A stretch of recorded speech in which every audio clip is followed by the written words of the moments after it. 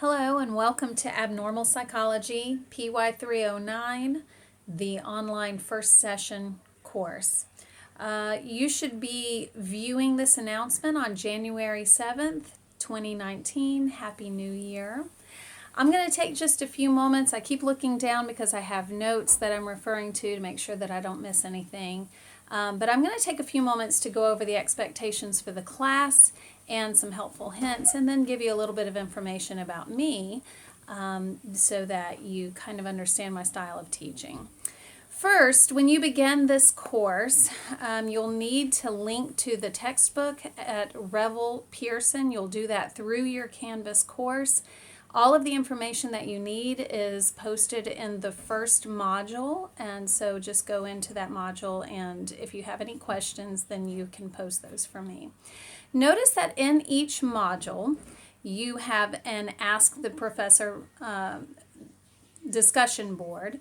So make sure that you follow this board. You can actually click to follow, because this is going to be a really important area where you can share information. If you ask a question about the class or about the material or any of the concepts, that may be very helpful for other students to see. So make sure that you are consistently going to those Ask the Professor boards. Now there's one in each module so that we can sort of separate and organize the information.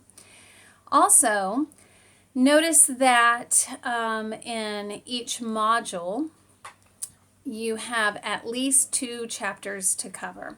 So I've posted due dates for each chapter. And if you kind of, get a little relaxed within a module, I'm not going to ding you for being a little bit past a due date. However, I will not accept assignments that you turn in after a module is closed. So each module is for a week in the 7 weeks, and you have to complete all of the assignments that are posted in that week. And if not, then you'll get zeros for those assignments. So the grading system is fairly straightforward. There are 4 categories of grades. The first one is the reading and quizzes. The readings and the quizzes specifically refer to the Revel Pearson website textbook. You will get to that through Canvas, as I explained before. So when you go in and you are reading the assigned readings, the chapters, there's a quiz at the end of each of those sections for each chapter. Make sure that you're doing those quizzes. The readings and the quizzes together count as 30% of your final grade. The second category for grading is the general assignments. So you'll see in your modules that I've put some discussions that we'll have, maybe a quick summary of a reading that I'm asking you to make, or a brief response, something like that. All of those assignments together are going to count for 30% of your final grade. The third category is exams. So there is one exam each week over the content of that week's module. The exams are multiple choice. There's going to be only 20 questions per exam. They'll be open for 48 hours during the end of the week. So generally, I think except for the very last week of the 7-week session, those 48 hours cover Saturday from midnight Saturday morning until 11:59 on Sunday night. During that 48 hours, you can go in, open the exam. You'll have 1 hour to complete 20 questions.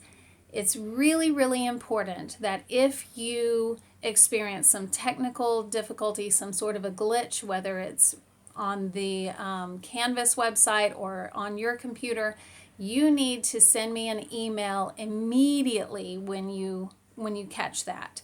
And if you need to take a screenshot, do whatever you need to do to explain to me what happened. Because if you take too long and you don't contact me immediately, then I reserve the right to give you a 0 for that exam. So make sure that you're letting me know if anything happens during an exam. Finally, there is, oh, and all the exams is another 30% of your final grade. Finally, there's a case study discussion board. This is a discussion board that you're going to see posted. It's the second module posted. It's a discussion board that's open the entire 7 weeks. I invite you to come back over and over and over and look at new posts. There are 10 case studies.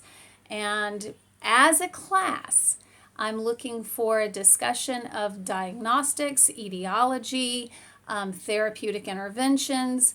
I will come in and consistently read new posts and maybe challenge you to think a little bit deeper. Have you thought about other specific symptoms? Maybe there's something that you don't know about a particular case that you want to know. So I want you to demonstrate that you can conceptualize these cases. It's much more important that you're contributing to the discussion and critically thinking about these cases, much more important than just coming up with the right diagnosis. On the surface, coming up with the right diagnosis is probably very, very simple, but I want to go much deeper because nothing in human psychology is simple. So let me give you a few helpful hints. Oh, by the way, the case study discussion board is 10% of your final grade. So that makes 100%. Between the readings and quizzes is 30%, the assignments is 30%, the exams are 30%, and finally that case study discussion board is 10%. So a few helpful hints that are sort of obvious, but I think it always helps to be reminded. There is a lot of information to cover in 7 weeks. This is abnormal psychology. We're basically diving into the DSM and covering it in 7 weeks. You have to pace yourself. A 7-week session is a little bit like starting a marathon. You go in knowing that it needs to be your focus and you can do anything for a short period of time. So the course is set up so that you cannot go in and take every exam on the first day and then sort of put it away and not worry about the rest of the semester. And the reason that I don't allow you to do that is because you really wouldn't learn anything. If you did pass, it probably would not benefit you in your future career. You wouldn't walk away with new information.